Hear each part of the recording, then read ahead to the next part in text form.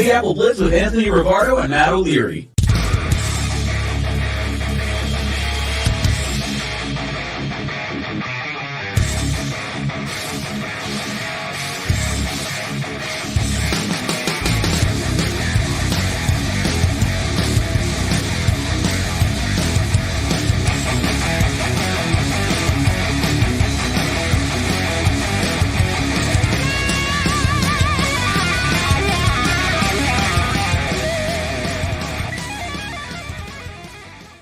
Hello and welcome to another episode of Big Apple Blitz here on the channel. What is going on? Matt O'Leary alongside Anthony Rivardo. Anthony, how's it going this lovely Thursday? It's going great. We got some Thursday night football tonight, and it's New York Jets Thursday night football, which makes it even better. Get to watch one of our great New York sports teams, and I'm really excited. I think it's going to be an interesting game. It's a division rival matchup, so there's a lot to kind of dive into and discuss and break down. So, yeah, it's an exciting Thursday. It absolutely is. I'm pumped up. It's not only are the Jets playing, but it's their home opener. So I'm sure the crowd is going to be absolutely electric. I know people who are starting to make their way over to MetLife and start waiting in line for those gates to open. So it's going to be a really fun night. It's so weird how a year ago, there was so much expectation and everything that happened in the home opener and just such an emotional game. And now, like, getting ready to do it all over again against a division rival, New England Patriots, who look a lot different this year. No Bill Belichick, no Tom Brady. I saw a stat. This is the first time since 1995 that Bill Belichick is not on either the Jets or Patriots sideline, which is pretty wild. Like, that's literally my entire lifetime, which is nuts. But it has a different feel with no Belichick, no Brady. But the Patriots, I think we got to start there. They've been a little stingy, man. I think they're going to be a tough team, or harder than maybe we've given them credit for. I agree. I mean, going into the season, I thought this was going to be one of the worst teams in the NFL. And I'm not saying they're one of the best teams, but they're certainly not one of the worst. Like, this is a decent squad. They're fighting really hard for their rookie head coach in Gerard Mayo. He's honestly done wonders with this roster that looked abysmal going into the season. But so far, they've had a few breakout performances on the defensive side of the ball. Their running game is getting going with Ramondre Stevenson, who I think honestly is the X factor of tonight's game. I think that's the Jets' number one priority. Slow down Stevenson, and that's how you'll win. But yeah, this is a frisky Jets team. You know, they've got some fight to them, and they're really a team that, the Patriots team rather, and they're a team that I didn't see having this kind of success to open the year at 1-1. No, we'll get back to the Patriots in a second, but we have I will classify this as breaking news because it's been very dead on this topic in a second. So we got to pull this up, Anthony. I don't know if you're prepared for what I'm about to pull up on the screen, but we have a Hassan Reddick tweet. For the first time, he speaks, "God will always make a way," with the prayer emojis. Is Hassan Reddick back? What does this mean? I don't know. What are we thinking here? I've never been good at interpreting ambiguous tweets, nor text messages from my exes. So this is just not my realm here. I can't help you. Come on, Anthony. I don't know. This felt like the week for something to happen in a way after the Jermaine Johnson injury. The Jets have 10 days before their next game. Maybe we'll keep an eye and see if, like, the insiders tweet anything out throughout while we're live here. I know we started, and we will go right back to previewing this Jets-Patriots game, but as Anthony was talking, I saw, like, literally a minute ago, Hassan Reddick tweeted. So had to pull that up. We will keep an eye on it, but I don't know. He hasn't spoken. His previous tweet before that was July 13th, which is a really long time ago. So cryptic. We're in cryptic tweet season after it being all quiet. Well, he did have those videos of him working out at Temple relatively recently, so there's always that to fall back on. Sure. I don't know what to make of it. I can't dive too deep into that. Hopefully it means that something's getting done and he's out there for the next matchup, but who knows at this point? It's really been tough to tell with Hassan Reddick. No, it is. And getting back to the Patriots now, I think you brought up a really good point in mentioning them being just, a scrappy team. And the guy that the Jets, I think, are going to have to put the biggest target on is Ramondre Stevenson, who has gotten a ton of work so far for the New England Patriots. He's ran the ball 46 times already, 201 rushing yards, averaging 4.4 yards per attempt. Through the first 2 weeks, the Jets' run defense hasn't been very good. I thought they were better in the second half against Tennessee, but still not to the point where you'd want to be. And how this game script could potentially go, I think if it's to go in the Patriots' favor, it would be a low-scoring game, not ask Jacoby to really do all that much. He hasn't really dropped back and aired it out.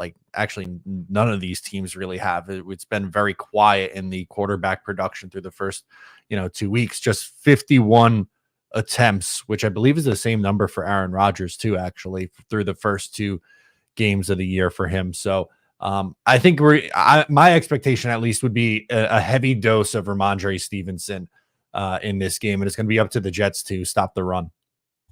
Yeah, that's what I'm expecting as well. I think this is going to be a game predicated on who wins time of possession. I think, and that's always tied to how successful are you moving the chains through the rushing attack. And the Patriots are going to try and control the clock. They're going to try and control the game on the ground. The Jets need to counteract and do the exact same thing, in my opinion. And with Ramondre Stevenson, he's been running hard, and this Patriots rushing offense is the backbone of this team. If the Jets defense can kind of snap back into place and hold this Patriots rushing attack to, a minimal yardage, I think they're going to find their way to an easy victory, because this Patriots offense does feel very one-dimensional. I don't think their passing attack is going to get sparked here on Thursday Night Football unless for some reason Drake May steps into the game and he just turns into a star overnight. I don't see it happening. I think Jacoby Brissett is a fine game manager for this team, and he does just enough to help them get into position to win, but he's not winning them this game. I mean, hell, they went to overtime and he still didn't have 200 passing yards. They played a fifth quarter basically, and he still didn't crack 200 yards. So this is a team that's just going to run the ball and live and die by their rushing success. And if the Jets could stack the box and get this defensive line and these linebackers going, we know how great they are. They haven't necessarily lived up to the hype so far, but if tonight could be the night where they start to deliver, this should be a walk in the park, honestly, for the New York Jets. Yeah, I mean, Brissett, 149 passing yards in week 2, the overtime game, 121 in week number 1. So clearly they are not putting much of an emphasis on the passing attack. And if you look at the receptions as well from these guys, they do not throw to their wide receivers. Hunter Henry has 10 catches, Ramondre Stevenson 5, but then you have the leading wide receiver is KJ Osborne with 4 catches, Jalen Polk has 3. Demario Douglas has 2.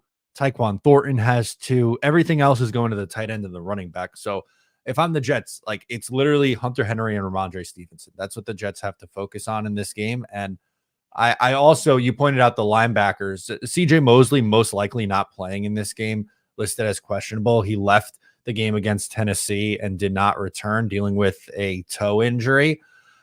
I honestly think that when they put Jamie Sherwood in the game at linebacker with Quincy Williams, it looked like the Jets defense got faster. Whether that's Mosley losing another step, which is entirely possible at his age, or him just trying to play through injury, it might actually benefit the Jets for this matchup, adding that extra speed at the linebacker spot this week. I agree with you. I think that's going to help them, especially against this rushing attack that the Patriots have, just getting into those holes and plugging them up a little bit quicker. I think that the defense has looked better, unfortunately, with Mosley sidelines. And obviously, I'm hoping that he gets healthy soon. And when he returns, he's 100%. So he's not playing through an injury and he doesn't look like he's lost a step. But no, I think you make some really good points there. And it's really about that second level for this Jets team. And honestly, that first level as well. And that's kind of, I want to ask you a question, because this is also related to that dynasty league that I mentioned almost every single week with the individual defensive players. I had to place Jermaine Johnson on injured reserve, but who did I pick up off of waivers? I got Will McDonald. How are we feeling about him going into this game? And after a really strong performance in week 2, at least statistically, how are we feeling about him across the rest of the season? I really think, and this is kind of where I wanted to go to next on the defense, Will McDonald has a chance to feast again tonight. The Patriots are going to be without their starting left tackle and their starting left guard, and David Andrews is questionable and was limited in practice. So pretty much the entire left side of the line for the Patriots is in a really, really tough spot. Now, we talked about the run script. If New England comes out and they are just running, that's not Will McDonald's strength. But there's a scenario where if the Jets get up, if they go down the field and score right away and they're up 7-0 or up 10-0 and the Patriots have to throw their way back into it, that's not really this team's strength. New England wants to stop the run and run the ball well. So I think if they get into a spot where they're passing, I mean, we might see another big performance from Will McDonald. I would think he needs to have it actually, because that edge rush room looks pretty weak right now after the Jermaine Johnson injury. Yeah, I mean, I think that if he doesn't have another big performance and that just kind of feels like a mirage in week 2, it just intensifies the need to bring Hassan Reddick into the fold even further. But I do honestly believe in the Will McDonald breakout. I think it's on the way. I think that was the first hint of it in week 2 with the 3-sack performance. And his PFF grade is still awful for one reason or another. Those are always subjective, though. I think that's always good to remind fans that every time you watch a play of football, there's no objective conclusion and takeaway. It's always subjective, and that's the same for PFF. So there's always variance in that grading. And I think that's important to note because the value of those 3 sacks far outweighs the value of a subjective PFF grade. And I think that's just always important to highlight. So Will McDonald, I believe in him. I think you're right. Tonight, the matchup, it's perfect for him. I think he's going to have another big breakout performance on primetime. Yeah, I agree. And again, there was a reason why I brought that up. I think, especially without Hassan Reddick, and Jermaine Johnson, there's no question Will McDonald off the edge is their best option. And with, the state of the Patriots offensive line, they weren't great in pass protection to begin with when they were fully healthy. Again, I don't want to sound like I'm a broken record here, but I think New England's really good at this team's really good at 2 things. They're good at running the ball and they're good at stopping the run. I think the Jets could get an advantage if they actually throw a little bit more in this game. And I know that, with the identity of this Jets team, like they want to play good defense and they want to establish the run with their 2 guys, Braylon Allen and Breece Hall. And I don't think unless they get like super down in a game early and have to throw their way back, I don't think they're going to throw like 45, 50 times in a game. But against New England, I think they should look maybe like in that 35 to 40 pass attempt range, because I think you look at what happened last week. Geno Smith carved them up pretty good. Joe Burrow didn't really do much in week 1, but I think again for New England, their benefit would be this being a grinded out run game kind of a thing, and with Rodgers continuing to find his connections and get better week over week, I think this might be the week we see him, eclipse 200 yards and maybe throw 2 or 3 touchdowns. Yeah, I think that could be the case. I think with Rodgers in this passing attack tonight, I'm expecting a huge, heavy dosage of running back receptions for Breece Hall. I was looking at some stats, trying to make some good bets for tonight. And first of all, Breece Hall had a bunch of receptions last week, and he's been heavily involved in the receiving game. I think the emergence here of Braylon Allen is actually going to play into that quite a bit as well. And Breece Hall is going to take on more of a role as a receiver because Allen has been such a reliable between the tackles runner through the first 2 weeks.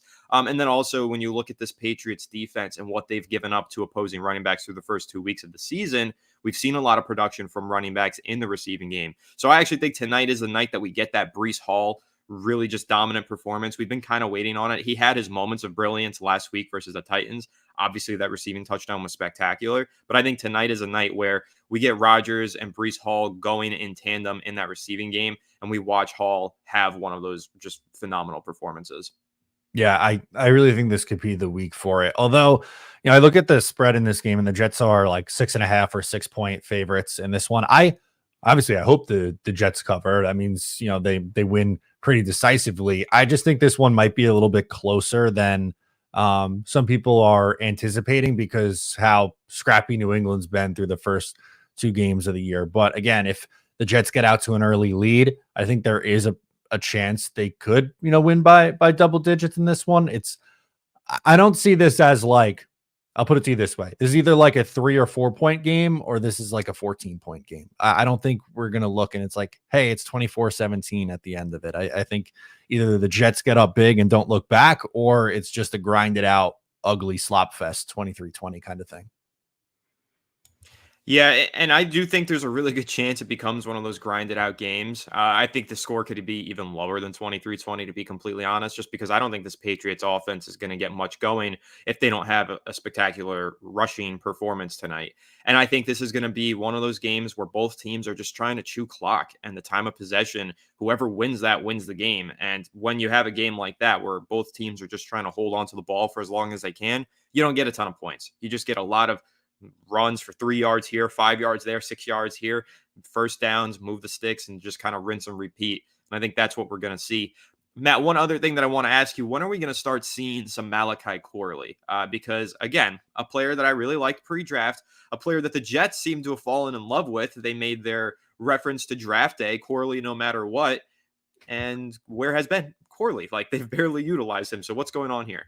I really wish I had a good answer for you, Anthony. Although I did say they like to bring on their young receivers, especially very, very slowly. We had to scratch and claw to get Garrett Wilson his breakout game in week 2 of 2022. But for Corley, it's been even slower than I anticipated. I'll pull up his snap counts because I know it was 9 snaps in week 1. In week 2, he played.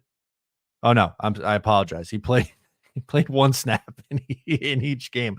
I was thinking of Mike Williams. Excuse me. Mike Williams went from 9 snaps to 37. Malachi Corley 1 snap in each one of these games, so 2 total through 2 weeks.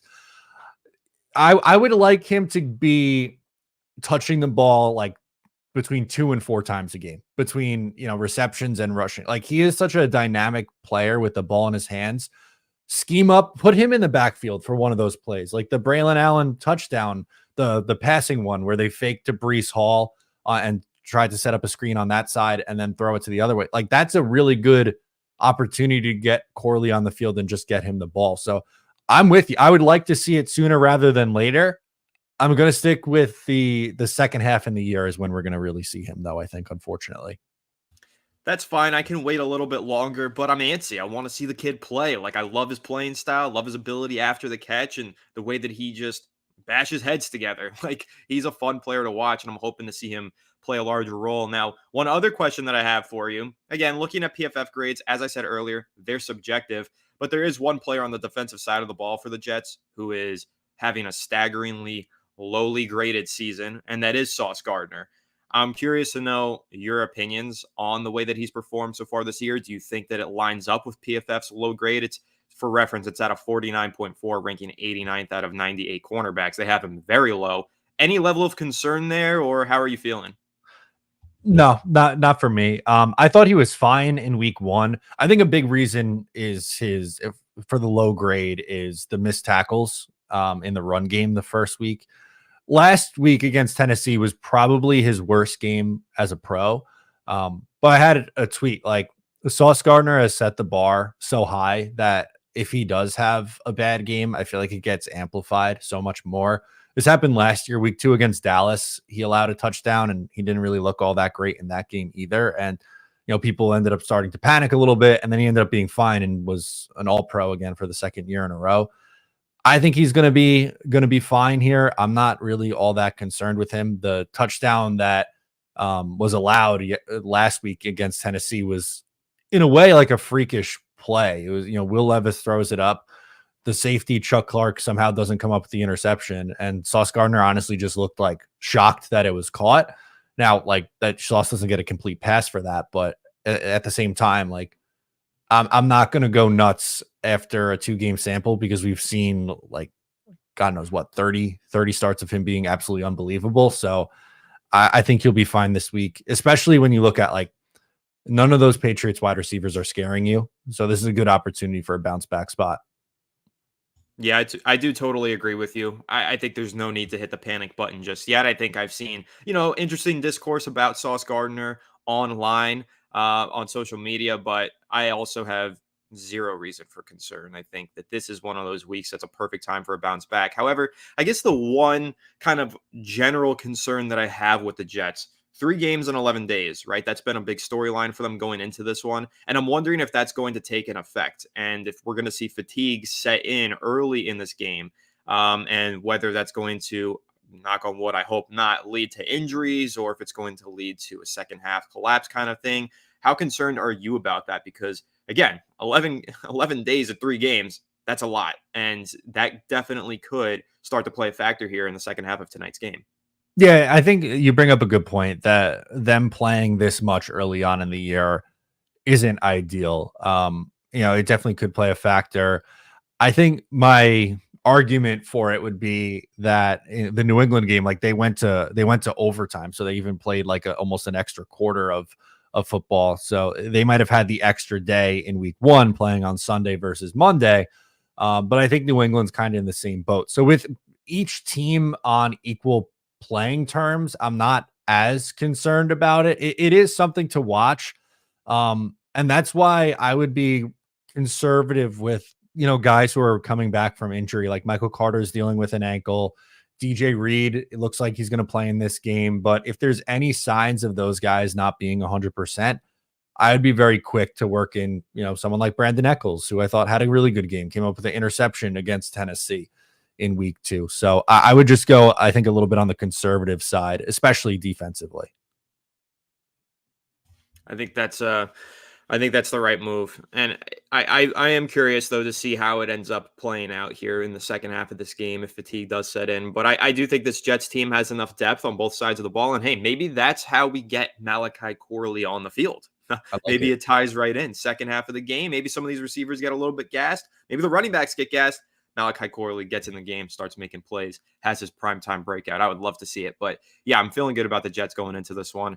I like what they showed in week 2. I think it's been a little bit of a slow start for them, just ramping up. Lack of preseason playing time probably has a lot to do with that. But as we go week to week, I think we're going to see gradual improvement from this Jets team. And, divisional matchup here in week 3. This is a very important game for them, but I'm feeling really good about the Jets going into it.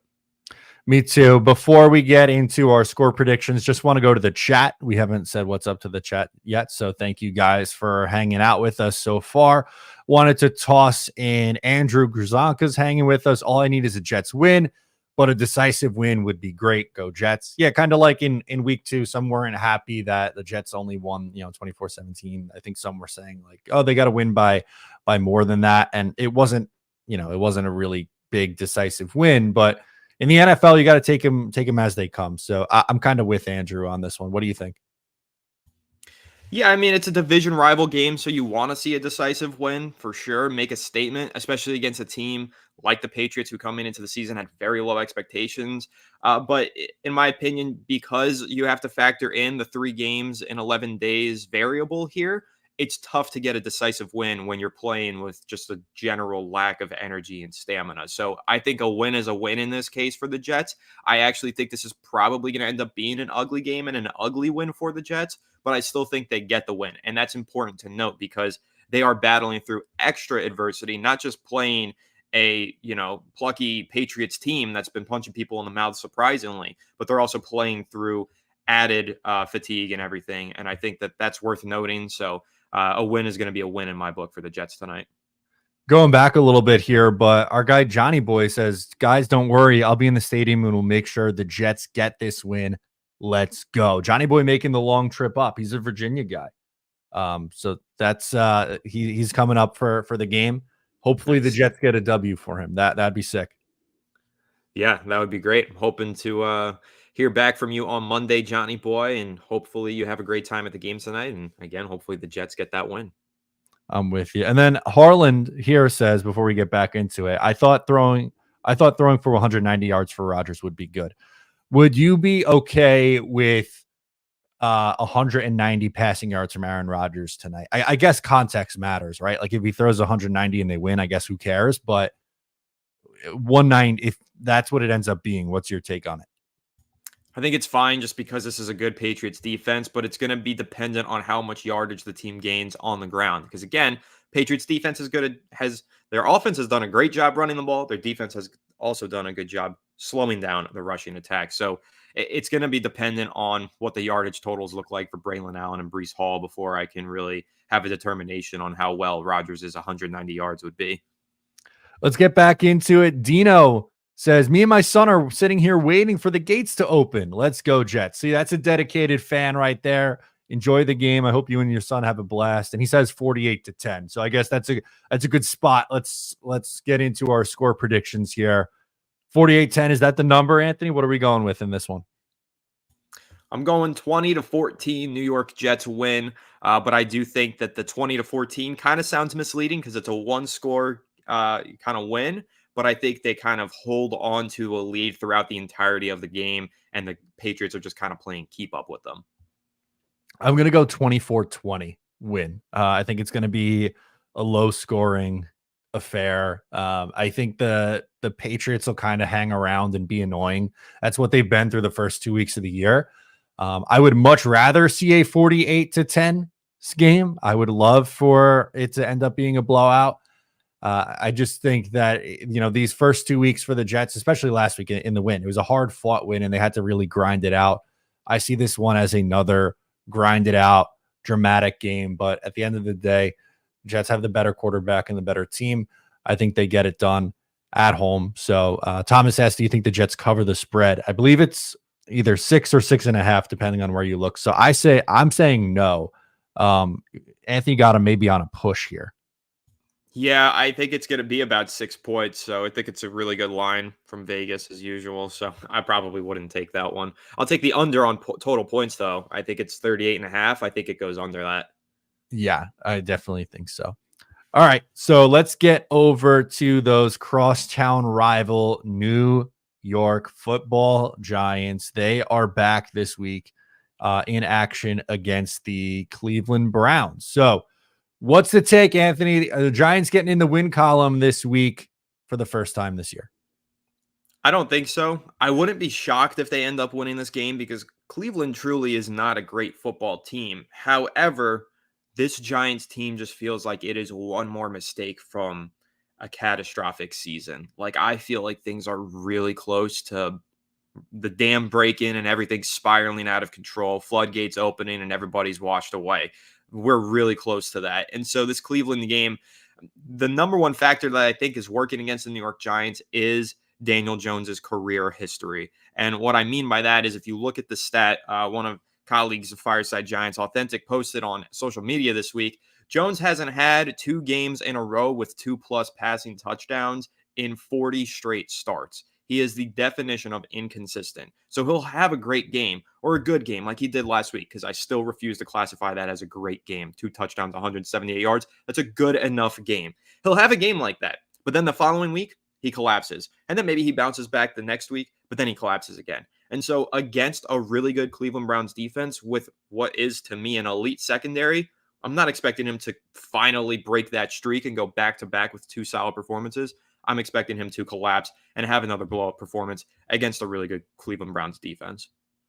Yeah, that's the issue, right? Like, for me, looking at Cleveland, they haven't been overly impressive for their first, couple games of the year. They got their doors blown off 33-17. They beat Jacksonville, but they scored 18 points in the game. To me, it was really more of a story about Jacksonville's struggles and how good that defense is. But I think that they're going to have the Giants, that is, are going to have a tough time going on the road and getting anything going offensively in this game. I think, unfortunately, Malik Neighbors was awesome in week 2, had an epic game. I know Tony had a chat in here before saying Anthony Neighbors is a true number 1, which I know we both agree with on that one. But looking at this game for the Giants, I find it hard to believe they're putting up like maybe more than 16 points in this game, and I don't think that's going to be enough to win. I don't either, and I do agree with you. And the point that I'll make on that, absolutely true. Malik Neighbors is a number 1 wide receiver. I did a film breakdown on Fireside Giants this week where I looked at all 18, technically 19 of his targets. One of them didn't count because it was a DPI, but I looked at every single throw that went Malik Neighbors' way. And I had a lot of great takeaways. First of all, you cannot guard this kid one-on-one in man coverage. He beat his assignment pretty much every single time the Commanders left him one-on-one. The second observation that I had, though, was that when the Giants were facing one-on-one coverage, he was the only guy getting open. So man coverage across the board, say cover 1, cover 0, doesn't matter. one receiver breaking open every single play. If Daniel Jones doesn't see that player, or if that player in Malik Neighbors is going up against Denzel Ward this week, who's probably not getting beat as often, well, that number 2 receiver in Darius Slayton has just not been getting open. And that sucks to say because I think everybody knows I'm a pretty big fan of Darius Slayton, and I've praised him quite a lot on this show. But taking a look at that all 22 versus the Commanders, again, reminder, the Commanders' defense is terrible. He was not getting open, and nobody really was except for Malik Neighbors. So I have a lot of concern going into this game about this receiving core that I expected to be one of the better groups in football. It honestly just feels like it's Malik Neighbors versus everybody after watching that film a little bit more closely in week 2 and realizing that when the Giants were going up against straight man coverage across the board, they weren't separating other than Malik Neighbors. Yeah, and I have a chart. I'm sure you've seen it, but it's called Alpha Receivers, Air Yards, and First Read Target Shares. And Malik Neighbors is in a league of his own. So he is the first read. Obviously, that's on the bottom here, a significant amount of the time. And then Air Yards share is the Y-axis. But the Giants are very, very obviously trying to funnel their offense through this guy, as they should, by the way. But that's a jarring chart right there. No, it is. And then I saw something else from PFF that I can send you, and you can maybe try and pull it up real quick. And it was just breaking down coverage performance or route performance versus certain coverages. And what you're seeing is Malik Neighbors getting the ball pretty much every single time the Giants are facing man coverage and getting open, but everybody else really, really struggling. So yeah, it's true. Neighbors is number 1 alpha dog receiver. And I love what he's showing, but outside of Neighbors, it's just been a real struggle. And I'll even go as far as to say is the tight end room has had 0 impact on the game in 2 weeks. Like Bellinger has been phased out of the game plan, and Theo Johnson has been dropping the majority of the passes going his way. So this offense is starting to become a little bit one-dimensional in the passing game. It's just Neighbors. At least their running back is looking good, though, in Devin Singletary. But when you're going up against a really good Cleveland Browns defense with a very strong secondary, yeah, I've got my concerns because it's just been Neighbors versus the world. And I don't know if Daniel Jones can continue to just force feed Malik Neighbors versus a much better defense in Cleveland. Yeah, here we go. Here's the numbers for what you just sent over. You want to say what we're looking at here? Yeah, I mean, when you're looking at zone coverage, you're starting to get Wan'Dale Robinson and Darius Slayton the ball a little bit. They both have over 50 yards. Jalen Hyatt just can't touch a ball right now. It's utterly ridiculous what they're doing with him and the way that they're stunting his growth and development. But when you're looking at those man coverage stats, I mean, they're shocking, right? You've got 10 routes run from both Neighbors and Slayton. Slayton doesn't have a single reception against man coverage. He has just not been getting open. And again, that was backed up by what I saw on the film this past week when I was breaking down Malik Neighbors. There was a play where the Giants blocked 8 and they just ran 2 routes. And it was Neighbors on the left side and Slayton on the right side, both just running about 15-yard comeback routes. Slayton did not even have, I think, an inch of separation. Meanwhile, Neighbors had like 3 yards of separation, so he gets the ball for a big first down. But that was a consistent theme throughout the game. The Giants faced a lot of man coverage in week 2, a lot more than I expected them to. And it was pretty much only Malik Neighbors breaking open, which obviously has become a great cause of concern for me. So now going up this week against this Cleveland Browns team, we'll see if they run more man, if they run more zone. I think so far they've been running more zone this season, but I do have a lot of concerns with the ability of these playmakers to actually get open and make these plays that they're supposed to make. And that's what I was going to ask too. And the only way to see that is if you watch back the film for like Darius Slayton, if it was he's not getting open or if the quarterback isn't seeing him, because that's the old chicken and egg argument. It was an argument that Jet fans had with Zach Wilson for 3 years, and unfortunately it gets brought up a lot when your team is struggling offensively and doesn't have the best quarterback play. So I'm assuming that based on what you said, it's more of Slayton's just not getting open for whatever reason. Yeah, that's what it's looked like to me so far. And, maybe they're not doing the best job scheming him open either. But I will say, to the credit of Brian Dable, obviously I kind of tore him to shreds on Monday and criticized him heavily for that personnel decision that he made with the kicker. But looking back at that film, the play calling on offense was superb. Like he dialed in, put together a masterclass just for Malik Neighbors. The entire game plan was just about getting Malik Neighbors the football, and it was executed perfectly.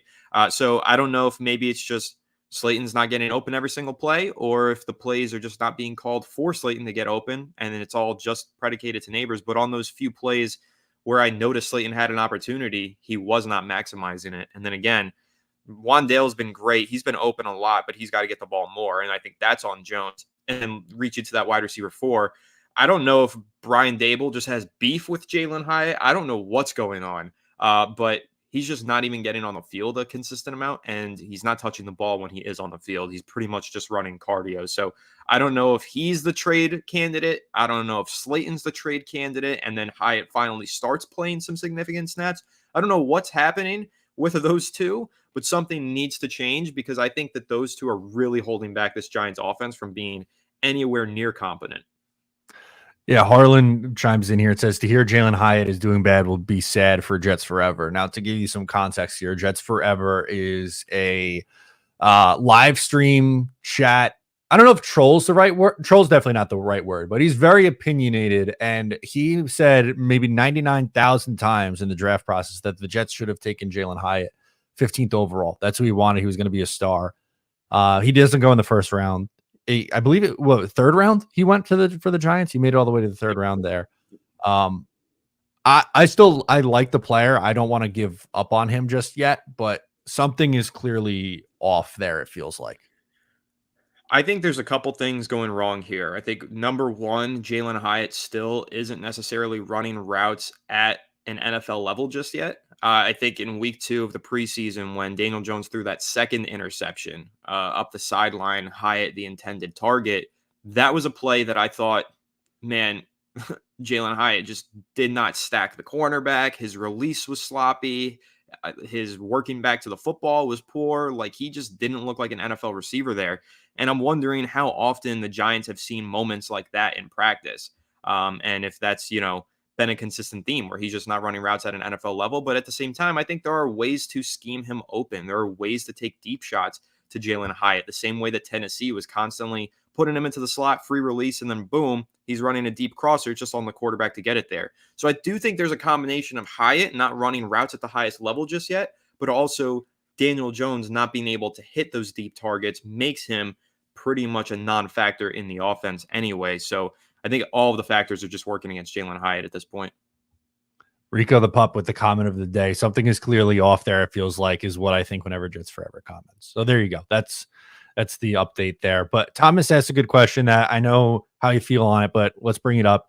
He wants to know, do you think Drew Lock plays at all this season?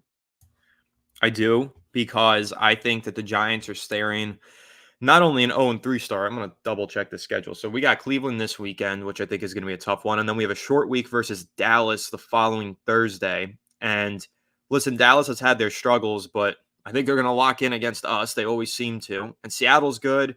I think the Bengals are going to have it turned on by week 6. Philly is still really good week 7.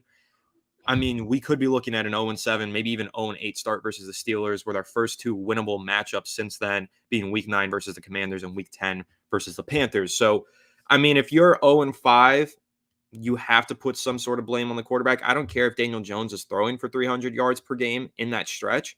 You still have to keep in mind that injury clause in his contract and probably phase him out of the game plan and just protect yourself and your future and plug in Drew Lock and see if that makes a difference. So, yeah, I think we see Drew Lock at one point or another. It's going to be a long year, I think, for the Giants, unless they somehow shock us and they pick up a win here in week 3. But even then, I'll feel like that's a little bit of a mirage, and this is a tough schedule upcoming, and I'm expecting some blow-up performances from Jones. It really is a tough schedule right here. I think the Giants would have a better chance if this game against Cleveland was at home. But going on the road to Cleveland is just a really, really tough spot, I feel like.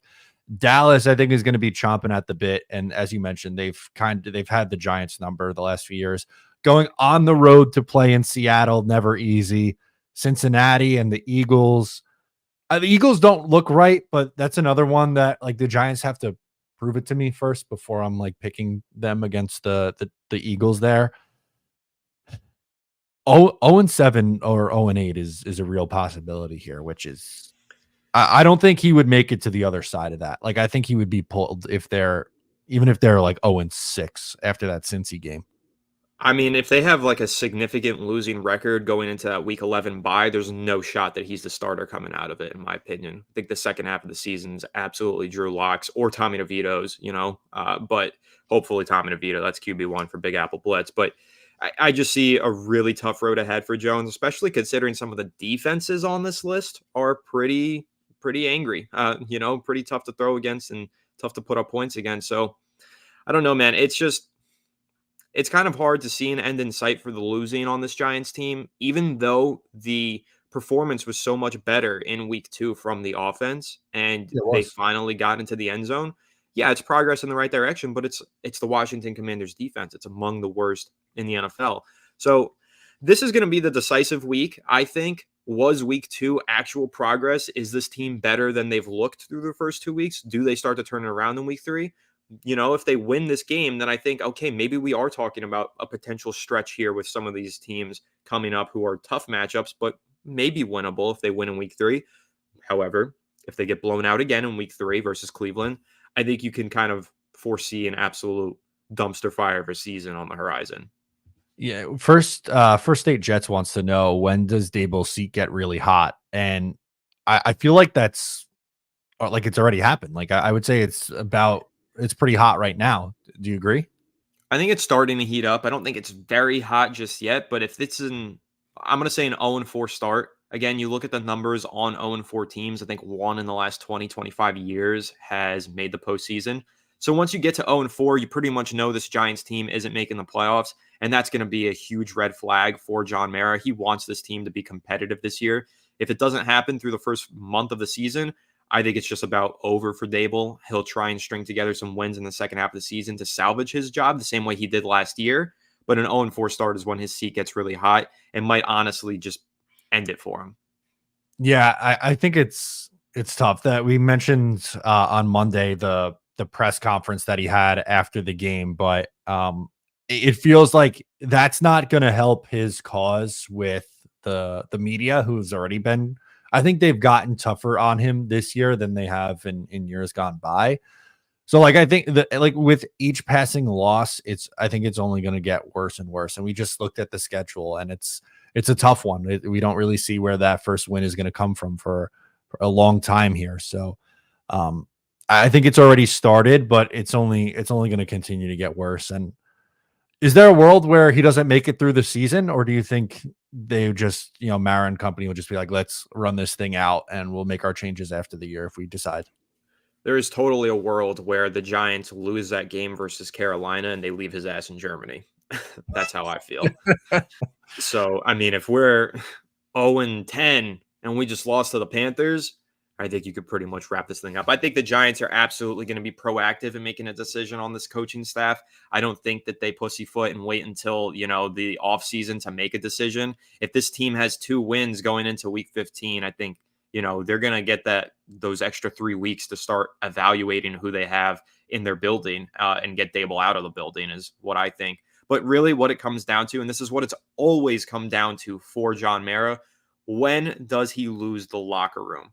Once we start to hear conversations about the players don't respect him, the players are infighting, players stopped trying, missed tackles because of a lack of effort. Once we hear those conversations, and those usually don't come up until about the 12th week of the season, but once that starts, it's about a week or two and John Mara pulls the plug. Once you lose the locker room, John Mara is done with you. He cares so much about the coach's ability to hold the locker room together. And I don't blame him, because he saw the Parcells days and he saw the Coughlin days. No matter how bad those teams got, those players always had the back of the head coach, especially Coughlin. Even when Coughlin left, his players were devastated to see him go, even though, it was kind of obvious that the end was near, but they still had his back through everything. So once Dable loses the players, it's pretty much over. And obviously that's something that we're going to monitor and see how the season goes about. But again, that's the number one factor for John Mara. And once that aspect of the locker room shifts, it's usually means that the end is in sight. Yeah, usually it does. And I think we might be on Mike Kafka interim head coach watch sooner. Do you think it'd be him or Shane Bowen? I feel like it would be one of those two. No. Based on the first 2 weeks of the season, I think there's an absolute possibility that Bowen gets the boot midseason along with Dable, because his unit's been bad. And for what it's worth, I always thought that Andre Patterson, New York Giants defensive line coach, should have been promoted to defensive coordinator. I think he is one of the smartest assistant coaches in football.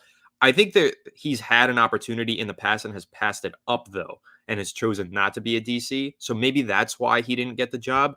But if that's the case, I think Jerome Henderson made sense, our defensive backs coach. So, yeah, I think Bowen is kind of playing for his job every week at this point anyway.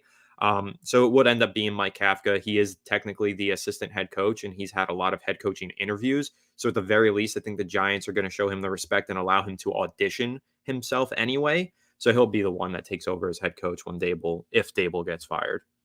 I like this comment from Rico here saying Coughlin was the stepdad of coaches. You may not like me, but you will respect me. Never had to question if his team was playing hard for him. I think that's a really good analogy for what Tom Coughlin was. And he was almost like one of the last of that generation of like, I don't give a fuck coaches. Of like, it doesn't matter to me what the players think. He was, and I'll always have the greatest amount of respect for Tom Coughlin.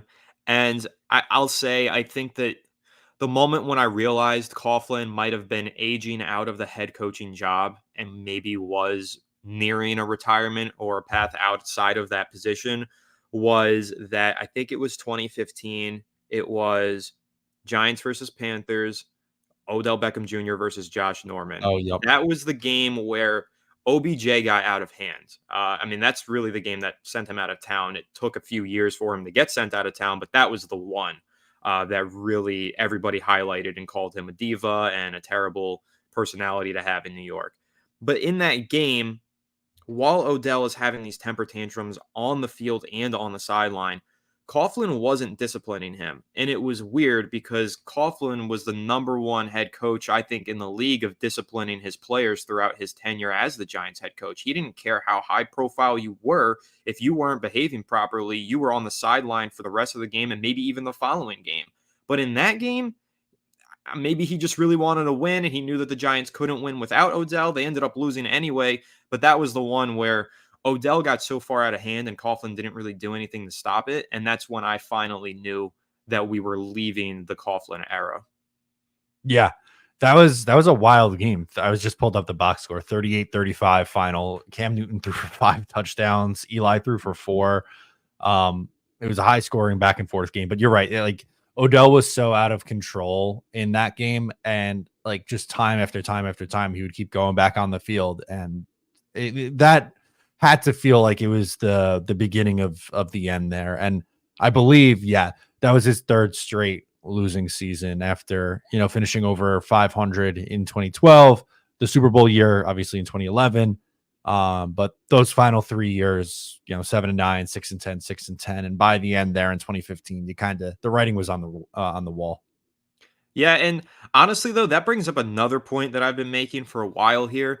7-9, 6-10, 6-10. That used to be the rock bottom for this Giants team under Coughlin. And that's what's really highlighted to me, as I've grown up watching the Giants, the difference in a head coach. Because when the Giants teams were really bad under Coughlin, we're talking 6 wins was really bad. Now, under these new head coaches that we've had, we're talking 3 wins is really bad. And that's a monumental difference in terms of a season record. And I would love to go back in time and relive some of those 6-10 seasons because despite the team being bad and not being close to making the playoffs, they weren't 3-win seasons and they still had standout performers and players who were fun to watch. Lately, the Giants just haven't been fun to watch. Although I think that's changing now with Malik Neighbors. Even if we win only 3 to 6 games, Neighbors is going to be kind of like the Odell of that era, and he's going to be fun to watch and track every single week. But yeah, I just remember those seasons. I didn't care how bad the Giants were. I was excited to tune in every single Sunday because I wanted to watch Odell make the next one-handed play or one-handed catch rather. But, these last couple of years, I haven't really been moved by a potential Saquon Barkley 25-yard run. So, yeah, it's tough. But, Dexter Lawrence on the defensive side, Malik Neighbors on the offensive side, that's going to be a reason to tune in. Outside of that, year 6 Daniel Jones and Brian Daboll like slowly losing it is going to be the tough part. Yeah, but Like I said, if they end up sneaking out a win here and surprising us in week 3, if Jones puts up 3 touchdowns, then F it, I guess we're making a run and we're talking about the year 6 leap again. Let's go. But but I don't know, man. This Cleveland team, it's not great, but their defense is. And I just don't know if I can feel confident in this Giants team going through a tough gauntlet of on the schedule here, starting with Cleveland in week 3. Now, let me ask this one for you before we get out of here. We should do score predictions for this game. It sounds like by everything we've talked about, it's going to be Cleveland in this one, but how close do the Giants keep it? I think they lose by 2 possessions. I'm going to throw the score out there of 25-15. This Giants defense has not looked great. I know that Cleveland's offense hasn't looked great either, but they've got a pretty solid running back and a rushing attack, and they've got a decent enough receiving core. It's just our run defense has been so bad, and I think that there's a lot for this Cleveland team to prove. It's 1:00 at home on a Sunday. I don't see why they don't put up over 20 points, but that defense is going to be suffocating for this Giants offense, in my opinion. So I'm thinking 25-15 is probably about what we get. Okay. For me, as a Amari Cooper fantasy owner who's done absolutely nothing through his first 2 weeks, I'm sorry, but I need him to get in the end zone or at least make a couple catches this week. It's been very quiet. So that's my rooting interest in this one. I do have Malik Neighbors in one of the leagues too. So if he goes off, that would make me very happy. But I think it's going to be, I'll say 23-10. I just don't think the Giants really have a ton going offensively in this one. I think they could end up, teeing off on Daniel Jones a little bit, get him to turn the ball over too. Jones was better at this past week, right? He didn't have an interception against no turnovers last week. But I think we can get back to maybe a 2 turnover day from Daniel Jones, and that's just going to be an uphill battle after that. I mean, listen, if Jones doesn't turn the ball over this weekend, I think the Giants have a chance to win. It's just those blow up plays like he had in week 1 where, what are you looking at? How do you make that kind of a mistake? Like that's what we were thinking in week 1. And that was against the Vikings defense that's proving to be really good. And this is a Cleveland Browns defense that has similar talent. I think that there is absolutely an opportunity for him to throw the ball into harm's way a couple times. And then boom, Giants are pretty much screwed out of a win. So yeah, it's a scary matchup on paper for this Giants team. And I mean, every single week, Daniel Jones and Brian Dable are going to be playing for their jobs at this point. So either that's going to put a chip on their shoulder and make them perform better, or it's going to be a lot of pressure for Jones and maybe he starts crumbling, I think. We'll see what happens, but I think that'll do it for us on this episode as we previewed the Jets-Pats game tonight. Be sure to tune in to that. And obviously Giants on Sunday. We'll be back on Monday recapping what happens in both these games, but that'll do it for us for now. Anthony, you can follow him over on Fireside Giants, me, Matt O'Leary, NY. We'll catch you next time.